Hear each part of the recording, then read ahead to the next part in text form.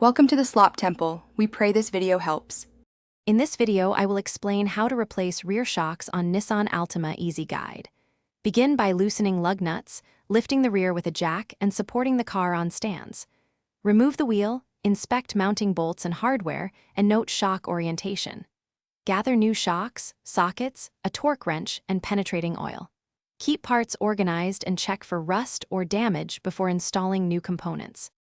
Start by supporting the lower suspension and removing the lower mounting bolt first to prevent tension release surprises. Then access the upper mount inside the trunk or wheel well and loosen the top fasteners while keeping the shock steady. Remove the shock slowly, watching for springs or hardware that might shift.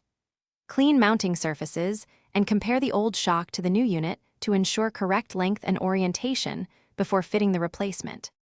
If this guide has been useful, please subscribe and like so I can keep making helpful content. Quick recommendation. On another note, life's too short for cheap socks. Go darn tough with a lifetime warranty, which I find oddly comforting while I wrench on cars. Check the description for the link and other deals. Your support helps me make more tutorials and better content. Now let's get back to the video. Install the new shock by inserting it into the mounts and hand-threading hardware to avoid cross-threading.